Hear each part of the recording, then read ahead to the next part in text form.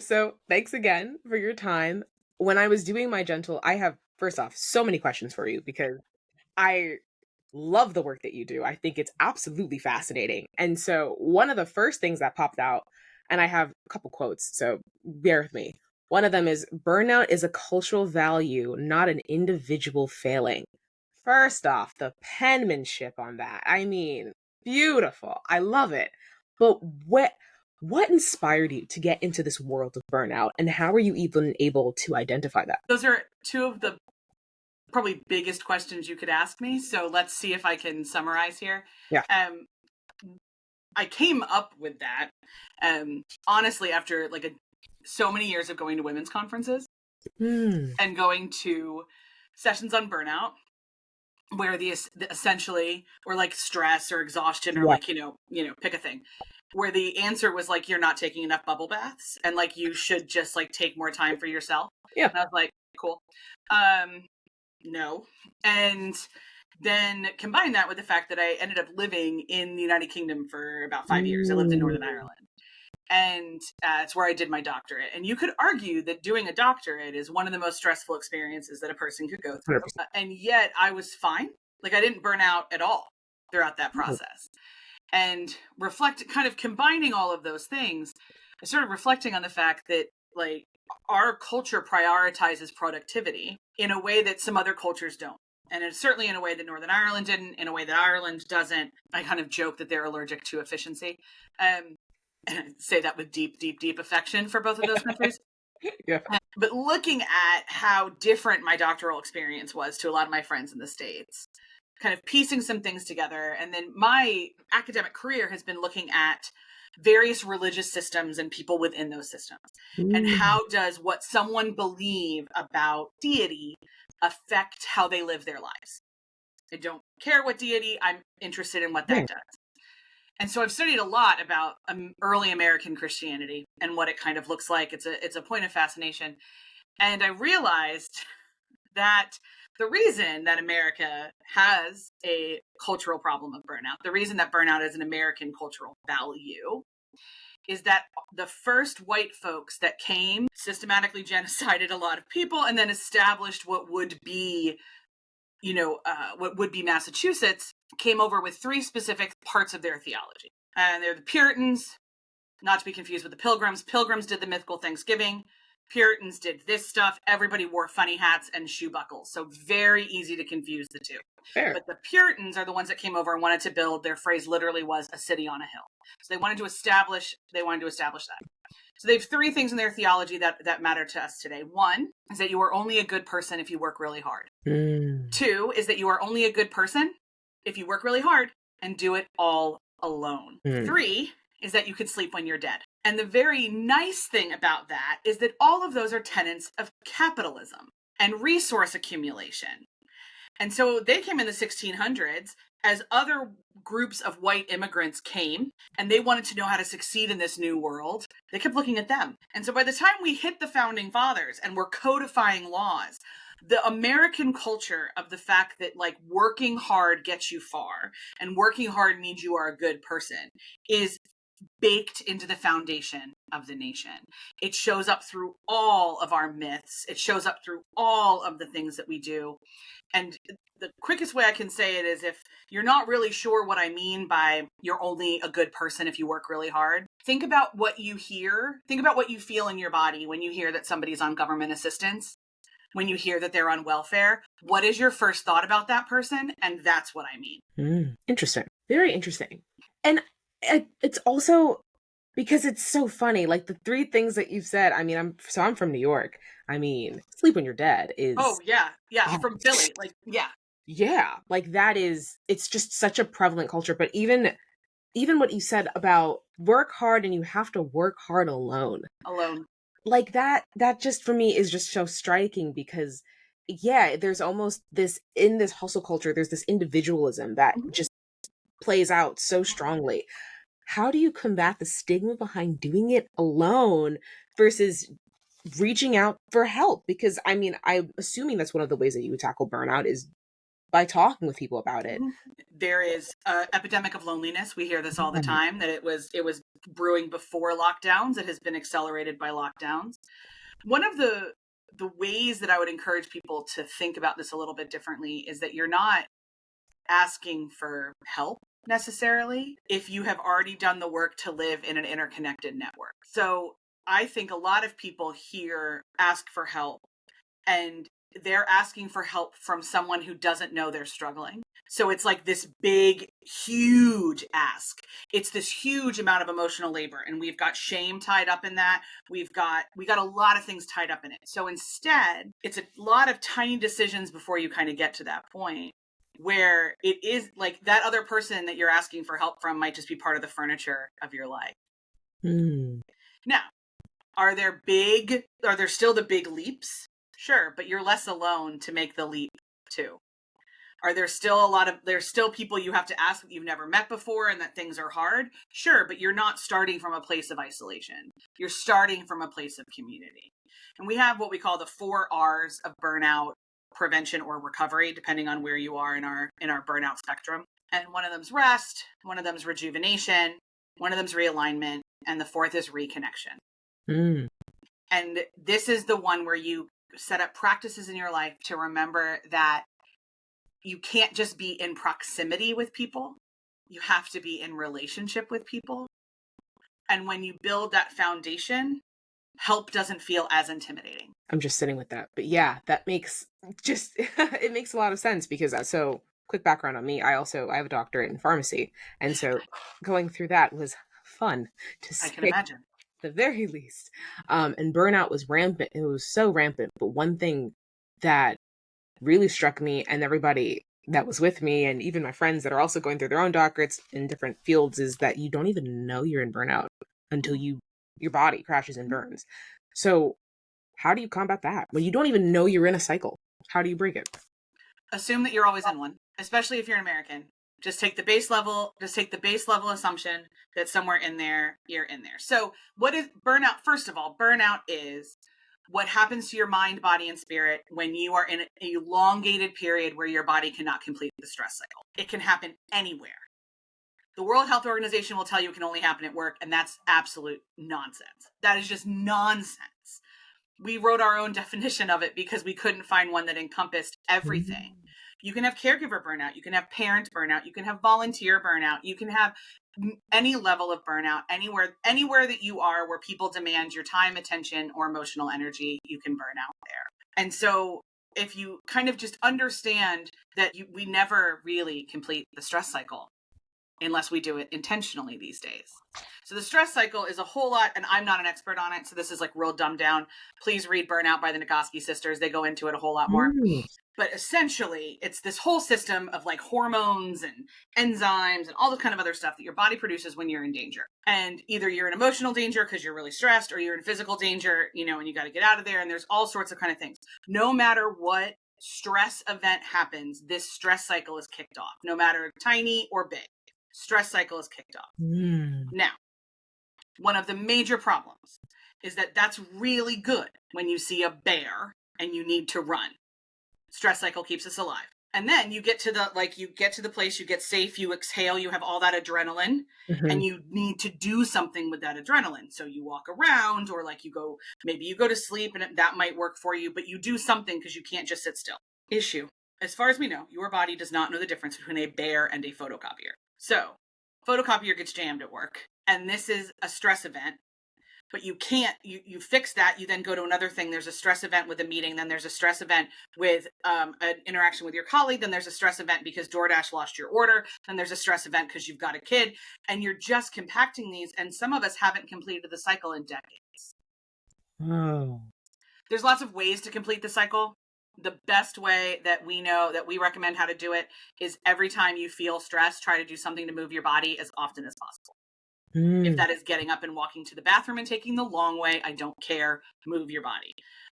Because it helps regulate the hormones. Again, I'm not a hormone person. So the longer you're in that state, though, the less and less and less emotional capacity that you have. So you just don't have the room to make relationship decisions, to take care of yourself, to do all these other things, So instead of thinking of burnout as I can't get off the sofa, I'm in the hospital, like all those kind of other things, start thinking about burnout as when your emotional capacity begins to get limited. When are you snappier with people? And it's not just a one time I had a bad day, it's like overall. When are you more disconnected? When does connecting with yourself feel overwhelming? All those kind of things could be very much warning signs that you are losing your emotional capacity. So like that makes so much sense. And it's also because I I would joke sometimes with my friends that like when I get texts from them, I'm a very slow texter by nature. But they'll text me and it's like, hey guys, like I'm running on empty. Like there's only one me in here and she's trying her best. Mm-hmm. And it's like I love my friends, but I don't even have the emotional I truly don't have the emotional capacity to respond to text messages sometimes. Yeah. I never knew was a symptom of burnout. That's so interesting. I mean, here's the thing that's I don't think talked about enough, because let's be very clear, a lot of people make money off of curing people's burnout. And so Mm. like it depends on, I mean, and yes, I want you to buy my book. I want you to like, I want you to do all those things. That's kind of a cottage industry in and of itself. Yeah. So there's going to be a lot of people telling you a lot of things about what can and cannot be a sign, what feels and what doesn't feel, lots of things, lots of cures, lots of all of that. You're going to know for yourself what is and what isn't. And if I'm saying that and that terrifies you, my guess is you are in burnout, and we can help you find someone to figure out what that means. There's a couple things, like, again, we recommend these 4 pillars that we have, making tiny changes. And I mean tiny, because your brain never wants you to change, so it'll fight. So tiny, tiny, tiny changes. Make sure you're getting actual sleep, which means get a sleep study if you've never gotten one. That's my biggest recommendation. When I talk to doctors, so many more people have apnea than they think they do. Wow. So get it. If your insurance pays for it, man, get a sleep study. CPAPs are annoying, but like when you get more sleep for longer, you deal with it. The second one is rejuvenation, which is that you need to do things that you find fun. Joy is actually a non-negotiable entity in human life. We have pretended it is for children and like Mm. Disney princesses, and it is not. It is for all of us. And so the things that you do that bring you joy, that spark joy, that make you feel more human, that help connect you back to your humanity in that way, guard them, schedule them, cultivate them, make sure they happen. The third one is reconnection, which is do whatever your spiritual practice is to remember that you are not the center of the universe. Hmm. That's interesting. Why? Because when we think we're the center of the universe, we tend to say yes to things we don't need to say yes to. And we tend to believe that we can do things alone.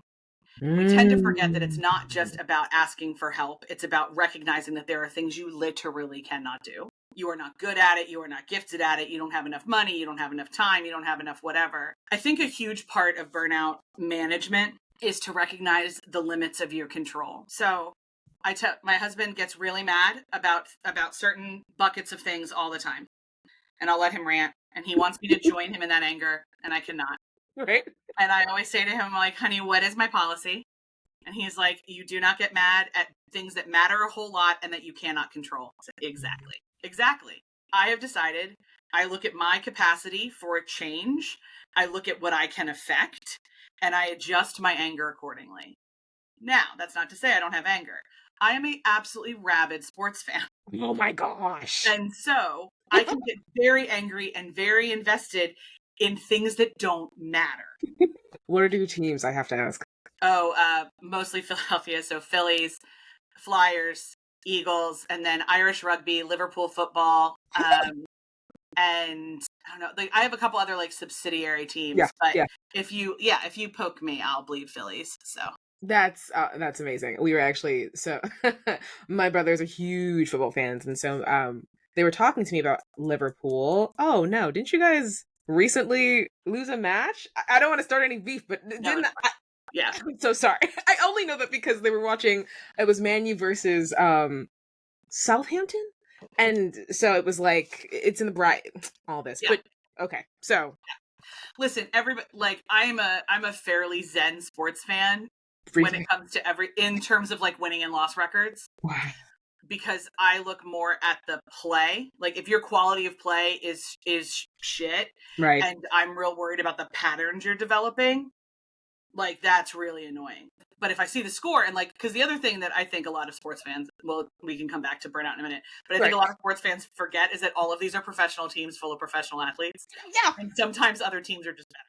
Like, sometimes your team didn't suck. Sometimes other teams are just better. Yeah. So, but I'm a total wonk. I know all the stats. I know the history. Oh I know my the goodness. I mean, I'm a total wonk. But anyway, all that to say, that's a huge part of my spiritual practice, is to center what I can and cannot control. So here is this whole bucket of life that is incredibly important. And very smart people have told me that the only way I can engage in this bucket is 3 specific ways.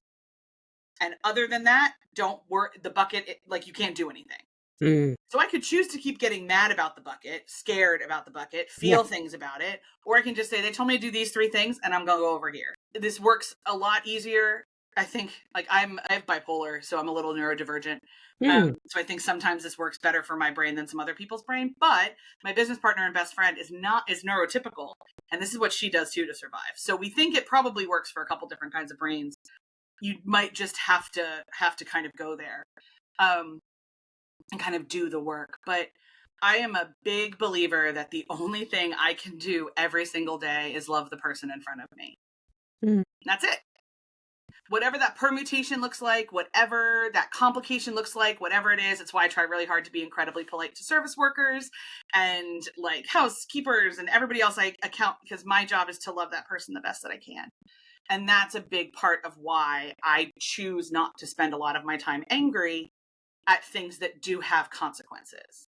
I love the Phillies with so much of my soul. And as we sit here on September 16th, we have the best record in baseball, and we're Ah! most likely going to the postseason. As much as I want rings on their fingers, the sun will rise tomorrow. Nobody is going to lose their life. Babies will Yeah. still be born. No one's even going to lose their job if they don't, like, Yeah. it's all, it all is what it is. So those are the four things. And if you cultivate tiny ways, we think it kind of provides a little bit of a cushion for the bad days. Mm. So if you've slept well, and if you're doing things that make you happy to remind you that you are a human, if you have managed to figure out what you can and cannot control, and so therefore don't get mad at things you can't do anything about and spin out into other stress cycles. And if you make sure that you are in relationship and not proximity, those things kind of form a way to keep you safe. And the more you do it, the more emotional capacity you'll continue to create. Hmm. That's so interesting for a couple of reasons. And let me try to gather my thoughts on this, because I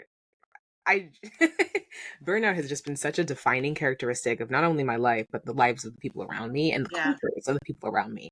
And so, for instance, I'm an immigrant, I'm a daughter of immigrants. My parents came from Nigeria, and all they know is hard work. Mm-hmm. Hard work and dedication, and you work hard and you work out. And that's just, not that it's not true, but there are different ways to go about work and hard working, and you don't have to go through it alone. And there's just a lot of lives of mine that are copying up when you say this. But when you're in a cycle that you can't escape, for instance, that caregiver burnout, when you're a parent and you can't just stop being a mom for 2 seconds, and you want to try to keep the 4 R's intact, but it's just, how do you do that? Like, how, day to day, like, how are you able to, So you know, first of all, you might not be able to do all 4 every day. okay. So like and there's not a menu where I hand you this thing and it says, like, this is the thing. So I can speak for I know I can speak for Erin, because she writes about her caregiver burnout in the book. Hmm. And so the joy stuff is not daily. It's still hard, but it's very specific to, like, we really like spending time together. And so we make sure to do that as often as we can. We get her out of her house and into a place where she's not a caregiver as often as she can. And that is Hmm. a possibility for her that might not be a possibility for other caregivers. But something she has to do no matter what, at least for an hour a week, is yoga. She's got to do her yoga practice. She's got to figure that out. And that's what works for her. She, really makes sure that she, watches shows that make her happy or whatever. But I think one of the biggest things for her is that she gave herself grace. And she also gave Hmm. herself permission to be frustrated. Because especially as a daughter caregiving for parents, there's a lot of cultural narratives about how daughters should just, like, be dutiful. Yeah. And that's, again, nonsense. And so being able to say, like, this really sucks. And I did not sign up for this. I'm not trained for this. I didn't get this. I don't do any of it. And all of that. So, like, it ebbs and flows. There's seasons that you're good or you're not. But the problem is, not the problem, sorry, but the kind of the point is, the more that you know, the more you try out the 4 things about the 4 R's, the more you practice them, the more you know what works and what doesn't. So Mm. when you have time, when you are at your emotional absolute end, you don't have to start playing around and make decisions about what can and cannot work. I need an hour of yoga. Mm. Okay. Like, my body's feeling weird, I gotta take a walk. And it just becomes part of your default programming. I see. This is So all really yeah. hard stuff. It's really complicated. It's really personal. It changes throughout your life. Yeah. Something could work at one point that isn't going to work at another point. I am not a parent.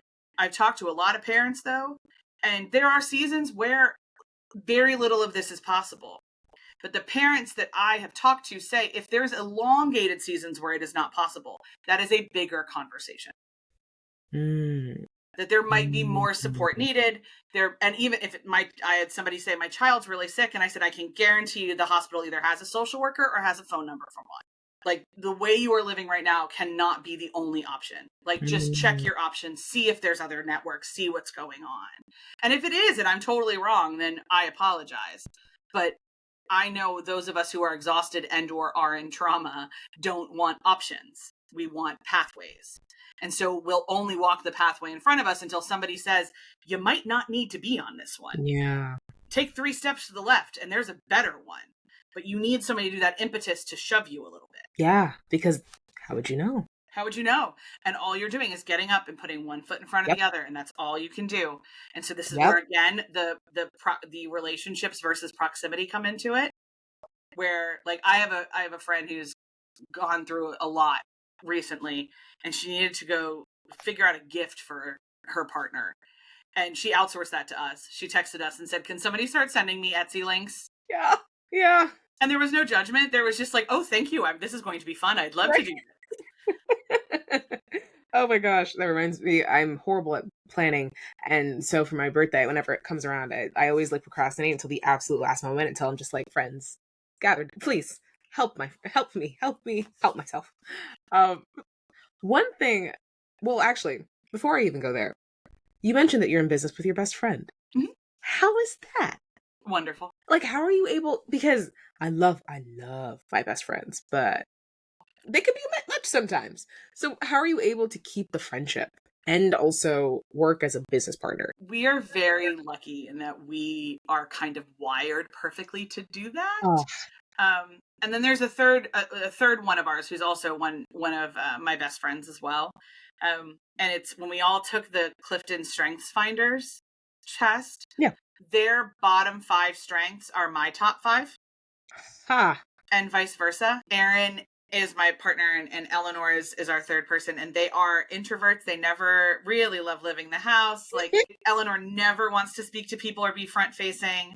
Erin likes to do a lot of the trainings with me, but she never wants to do keynotes. And I'm Mm. out here as this like cyclone of extroversion. And so that all really works. I have absolutely driven Erin nuts in the past with my complete lack of organization, but also I'm also have a separate role. I'm also the COO of our parent company, which is a network of companies my brother and I co-own.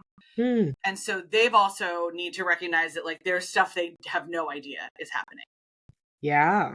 And they'll Yeah. never know. And sometimes it's because I can't tell them. And sometimes it's because I forget to. And so we've come up with systems of keeping me accountable and helping me understand things and keeping me on tasks Mm. and making sure I know what I'm supposed to be doing when. I am the idea person. I come up with these giant, massive cockamamie ideas, and they figure out how to make it work or throw it out. So it's a lot of communication. It's a lot of, I'm really good at hiring people too. I would not have hired either one of them if I didn't know they fit with the things I was shit at. So then we all see the world the same way. We all want the same things. We want the world to look the same way. And so that makes working together really easy. That's just so awesome. That's so cool. I mean, I have one best friend who is we've known each other since like the 7th grade, and I love her to pieces. She's very much it's the same thing. Like we balance each other out. One thing I've said I'll never do is live with her though. She's way too Oh, she's yeah, no, Aaron and I did it for 4 months and it almost ended us. So no, yep. that will not happen. No, that will not happen. Nope. I love her, but like she'll organize things, and it's like I don't know where I don't even know where my like why would you do that? Mm-hmm. Like things are Mm-hmm. in their order. Um, but that's just so awesome to hear. So thank you for sharing that. That's I feel like that's such a unicorn in the business space, you know, It to is. like. We are aware. Yeah. So one other thing that I was looking at when I was looking you up is generations expert. What do you mean by that? Spend a lot of time helping people understand that Gen Z is not lazy, they are traumatized. Woo-hoo! Tell me more, please. I'm a little biased, but please. I mean, with the caveat that there are crap bag humans in every generation. Yes. Gen Z is the first generation to go through puberty on the internet. And that changes how you understand yourself, the world. We know that Instagram is a damaging and harmful presence in the lives of our girls, especially. We know that the absolute easy access to to multi-generational spaces online where no one knows how Mm. old anyone is ever has been really bad for boys and girls both, but boys development for sure. And like access to 4chan and all of that, not been great. So their brains are being developed, and as Aaron and I always say, their baby brains are cooking at a different rate and a different pattern than any of the rest of us ever had. Like, I know a life without internet in my house. I got it in middle school. My college interns do not have any concept of that. Yeah.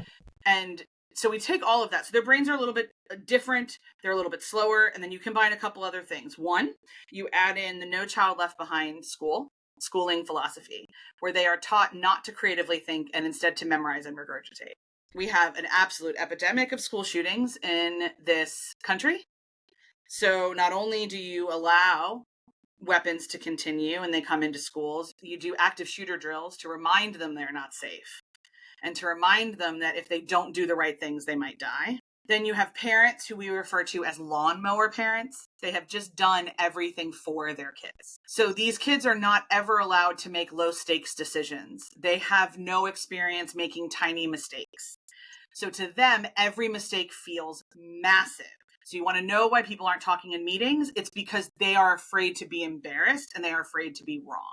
So we need to come up with ways to help them be wrong in quiet ways so they can be wrong in loud ways, because they need to learn that being wrong is part of it. But from what I understand, in some of the places of No Child Left Behind, being wrong was punished and your school lost funding. Like, so if you failed the test, we taught these kids that education is about milestones of tests and grades. We did not teach them how to write. We did not teach them how to think. We did not teach them how to be creative. We did not give them rein to figure out who they were. You can talk to most college professors and they will tell you that the last 10 years has been totally different than what they trained for or what they'd had before. There's lots of progressions in the top three generations. There's a really big gap with Gen Z, again, because of the digital nativeness. And then you take that all, and they're all these kind of baby brains, and they've already not been given permission to think creatively on the whole. They're already afraid to talk. They already think completely literally and not abstractly. And then right at some of their most key adult developmental moments, COVID happens and we shove them inside. And they are very comfortable making friends on the internet. That's fine. But now it's their whole world and they're desperate for human contact. So then they try to get jobs and we're all remote and they don't know how to learn how to do a job on the internet. So all of the tiny ways you've been taught how to be a professional by being in the workplace, whatever your workplace is. If your workplace is labor, you've been taught how to be a professional there too. I don't care what your workplace is. They've been robbed of that for a couple different reasons pretty consistently. There was a statistic that was flying around in like 22 that like that generation of college students was the first one to overwhelmingly that less of them had jobs before college than who did have jobs before college. And it's because we've now programmed parents to shove their kid into every extracurricular because they have to get to college. And it, again, life becomes about tick boxes and achievements. Like we make fun of millennials for participation trophies. No, it's not quite the way. In the same way that millennials are not killing the economy because we're buying too much avocado toast. We're killing the economy because we have crushing student loan debt that no one seems to want to help us with. Gen X is not angry all the time. They were abandoned, forgotten, and no one has given them the appropriate resources. They're caught in between a lot of things. Boomers are not homophobic and racist and awful and like all of these things. If they are any of those elements as individuals, it's because everything is moving too fast and no one is being kind and taking time enough to explain things. And when you don't understand what's going on, it's very easy to become afraid of things. Fear then leads to anger. And there's a lot of systems on the planet right now that spend a lot of time making people afraid of things. So again, individuals with all those systems, individuals within it, and you're all, people listening are popping off, people that prove me wrong. Totally fair. I'm a sociologist. Our job is patterns. Yeah. And so these are the patterns we're seeing. I'm particularly passionate about Gen Z, I will say, because I get really, really tired of people saying that they're just really lazy. I remember being called lazy when I was their age. My mom remembers being called lazy when she was their age. We do this to young people that are changing the way work looks. We call them lazy. So they're both getting hit with, this is a thing we do to all young people, and they are legitimately different. So I just try to give them hugs and tell them they're going to be okay. Yeah. But also please respond to email because everyone's allowed to be annoyed at you about that. Oh, to respond to email. Yeah. Yeah. No one's perfect. We have to learn from each other. Yeah. So when we go in to do trainings and have conversations, I think a lot of people are waiting for me to come in and like agree with them how awful their young employees are and then tell their young employees to change. And instead I'm actually doing the opposite. I'm like, no, you're being ridiculous. Figure out why you're doing what you're doing. Figure out if it's actually important or not.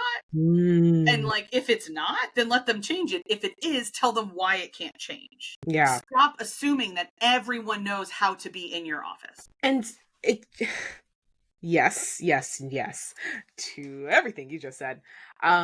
But what I also find really interesting about the work that you do is that you are inherently challenging fundamental systems of our society in so many different ways and factions. And so I have two questions from that. But the first one being, how do you do that? How are you able to come into spaces that you know you might have a conflicting opinion on, to educate, to show a different opinion to someone?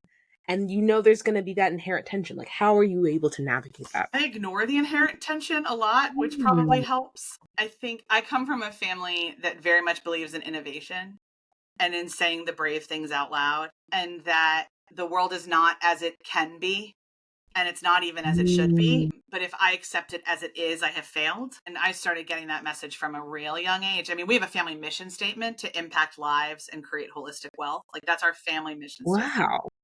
So I think people will ask Erin and I this question when we're sitting next to each other. And like, they'll look at her and be like, is she always like this? And Erin's like, yeah, since I met her, like, this is just who she is. I've been very, very blessed with a lot of training and then a couple of natural inclinations to be able to break down complicated concepts and get it down to kind of the base stuff. I'm really pragmatic, and so I can help people connect the dots really quickly. I know a ton of pop culture references and cultural jokes, and so I can kind of connect things pretty quickly.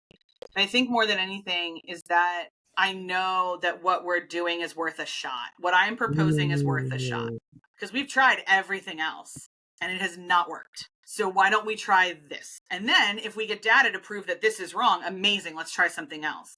But I need you to give me data to prove this is wrong first. And in the meantime, I'm just going to be inviting the rest of you into this innovation, into this disruption, into this new hope of what it can be, because I'm tired of the other ways. Yeah, that is so true. Just giving it a shot. We just don't know. On the heels of that, is there a client or person that you've spoken with in this work that has stuck with you, good or bad? Oh, so many, honestly. And I don't want to, really kind of call anyone out. Oh, no. In particular. And some of this is that like Abby Research is the current incarnation of this work.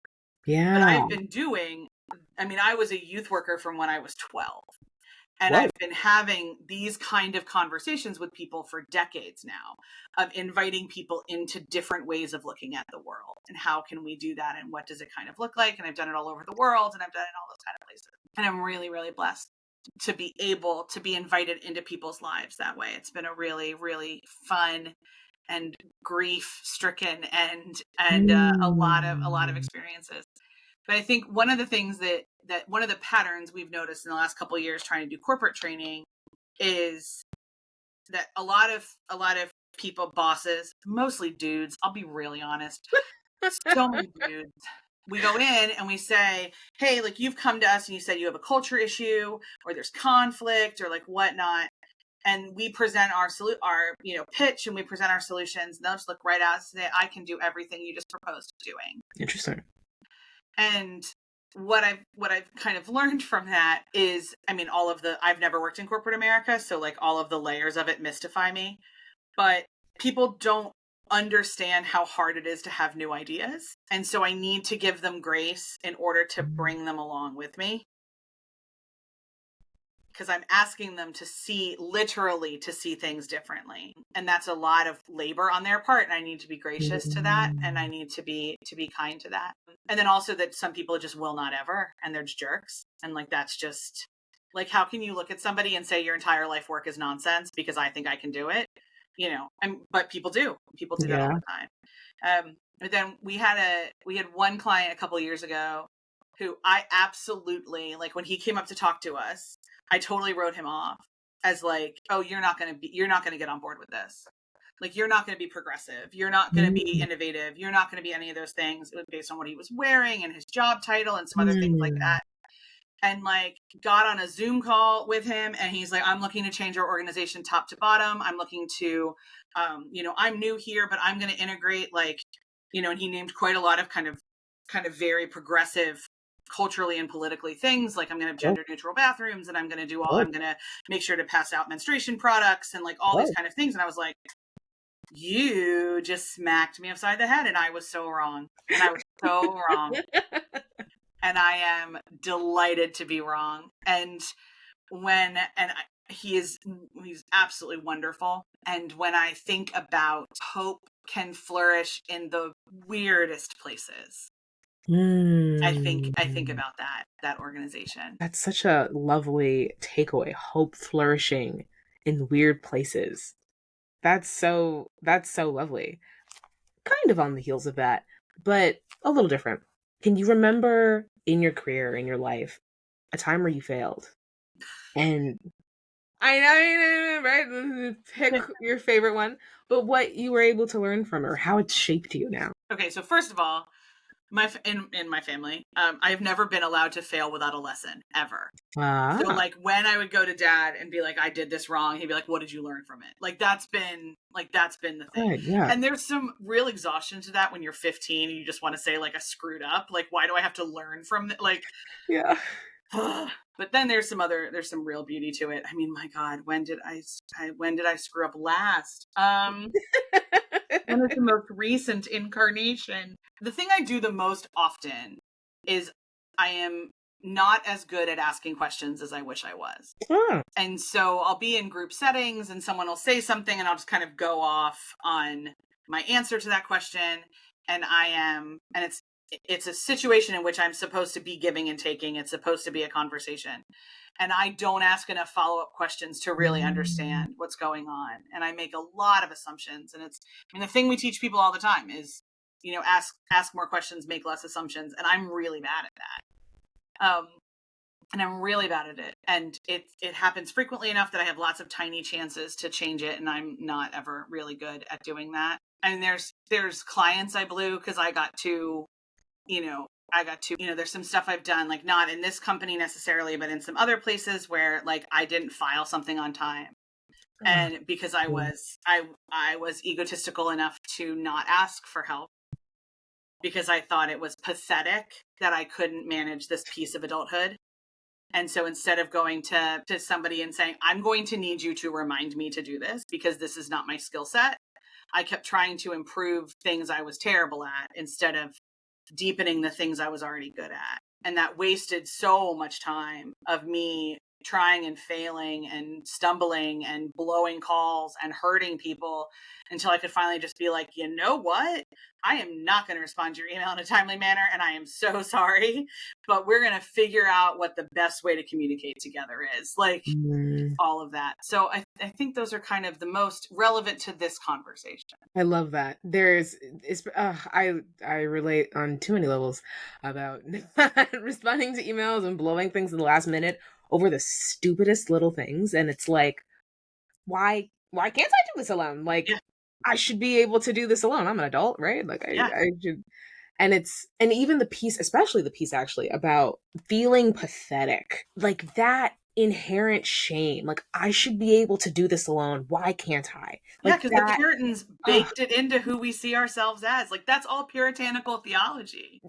that is just so interesting. Like, can you talk a little bit more about how you've been able to combat that? Because I personally am, So much therapy. So much therapy. So yeah. much therapy. So, I mean, one of the things that, like, one of the things I hope people are hearing is that all the stuff I teach, I still believe a Hmm. lot. And every single time I teach it, I get to deconstruct it a little bit more. And I get to dip down into it a little bit more. And I get to learn from somebody else how they're doing it. And I get to make it, but I am not done. I will never be done. I swim in this soup just like you do. And we spend a decent amount of the book telling you our stories around it and telling you some of our solutions. And because we're in it, we're Americans, and this is how we were raised. And I was raised in the Northeast, and Aaron was raised out west, and there's some real differences in how we were raised, and kind of what that means. But what do you do? How do you combat it? You just do. You decide to. There's a Hmm. great line in an Avett Brothers song that I quote all the time, and the line is just decide what to be and go be it. And I think being a human is really hard. Do not get me wrong. It is so hard. And I mean, it's so hard, none of us get out of it alive. It is so, so hard. But I contend a lot of it is simple. Love yourself, love other people, do everything you can to make those two things happen. That's the mess where it gets complicated and it gets difficult and it gets weird and it gets wonky and it gets all those kind of other things. But truly, there's a lot of simplicity. Decide what to be and go be it. Yeah. And that is so hard. It Oh, it's is impossible. oh my It is gosh. impossible. Because, like, what I have decided to be and I'm going to be it requires a whole lot of other people to make decisions about me. Yeah. It requires conference organizers to say, yes, I'll have you on my stage. It requires companies to hire us. It requires all of those things. But here is the true deal. All I can control and all I am accountable for is to decide what to be and go be it. Ooh. And if I show up the best way I can and I am ready for the moment and I embrace the mystery and all those kind of other things, like do the cards and smell the salt and do all the Yeah. other, like, Yeah. Yeah. whatever that looks like for you, whatever. And that says non-judgmentally, I honestly do not care. It just make sure it makes sense for you. Because, like, if it doesn't help, if it doesn't hurt you, hurt me, or hurt me and it brings you joy, why is it my business? Yes. But if you just commit to being the best version of what you want to be, put in the work, acknowledge the limitations you cannot change, push out the limitations that you can, ask for help as Mm. much as you need to, ground yourself in your own humanity, and decide what to be and go be it. And then at some point, you're going to run into a wall and that dream's going to die and you're going to decide something else to be and you're going to go be it. Mm. And you're going to change directions a million times. And you're going to make tiny changes that changes exactly what you want to be. But I will tell you, since I was 7 years old, I have wanted to be this, what I'm doing right now. Ah. I have wanted to change the world. I've done it a million different ways. I've done it as a youth worker, as a professor, as a PhD student, as a sex ed teacher, as a whole lot of things. But this has been what I decided to be, and I went to be it. And I think all of us joke all the time about, like, none of us are using our career, like none of us use our college degrees and Right. like all that kind of stuff. My guess is that there's a core of you that you're trying to be. Whether the core is I want to be a good parent, the core is I want to be like my life here is I want to be happy. Amazing. So figure it out. My core in life is this. So decide what to be and go be it. It's hard as hell, but we can do hard things and we can do them together. That's the big it's such a catch 22 in a sense because it's like you have to do it together. Like there's always that piece of like you're not alone and you can't be alone because how else do you succeed and go far? You have to go together. But we're in the system that's like, no, you have to do it alone. And if you're not doing it alone, you're pathetic. But how am I supposed to be with it's just this It's a oh, mess. It's a it's a mess. mess. So one of my favorite Taylor Swift songs is her song "You're on Your Own, Kid," and it's the one where all the friendship bracelets come from. If people want to know, Mm, like there's a line in it. And the first couple of verses are really painful to listen to if you think about it as a human, of all of the ways of which she tried to get people to love her. And all of the people, like there's I hosted parties and starved my body like I'd be saved by a perfect kiss. Like, mm, oh, that hits. But then the bridge is the real message. And it's, by the way, you can't control any of that. All of that happened. yeah. But a page is turned with every bridge you burn, and every move is a step you take. And so then she takes this deep breath and she says, so make the friendship bracelets and take the moment and taste it. You've got no reason to be afraid. And for me, the whole message is, yeah, this was all shit. But you are allowed to want and need good people. But you're on your own, kid. You always have been. You can face this. Mm. So you have the strength within you to do this in all of the right ways that you're on your own, kid, and not the bad ways you're on your own. Mm. And I think about it a lot sing it screaming down the road as I'm going. But every time I put on my friendship bracelets that I've gotten from various Swifties all over the country, and I think about what that song means to so many people, is that here's all the ways I was trying to do life entirely by myself, and it nearly killed me. And I was looking for love in all of the wrong places. I mean, not to be really cliche, but like I was looking for that community in places where people just wanted proximity. Mm. But then you can trust people. You can find the right people, find the right thing, find. But always remember that you have within you the strength to do this. And English fails us that we have to use the word alone for both of those things. Like you can do it on your own, but you Yeah. shouldn't do it on your own. Like there's nuances there that English just fails us. That's another thing too. Yeah, like how many languages or how many ways can you say love you in Japanese or Yeah, I don't know. different It's a lot. Yeah. yeah. No, you're absolutely and there's only one in English and that's so true or even in like for I mean the Bible like there's several different ways to say I love Yeah. you and Yeah, there's no, 4 words in Greece. Yeah, in Greek. Yeah, 4 different words. Yeah.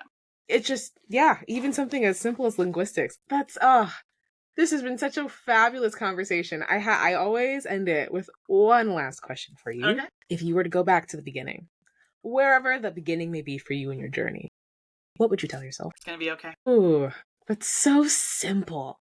It's so simple, it's almost frustrating, but it's true. Yeah, and she would not believe me. Like she would in no way shape or form believe me. But it is. My mother always used to say it came to pass, it didn't come to stay. And that has been a lot of the things I've held to. But yeah, I don't know what it is and I don't know what okay looks like and I don't have control over any of that, but it is going to be okay. You're going to figure it out. I'll take that for the road. I definitely need that in my own personal life right now. Don't we all? Honestly, aren't we all Yeah. climbing one mountain after other? But oh man, thank you so much for your time. Oh Really my gosh, thank appreciate you it. for asking me. This was a delight. Oh, yes.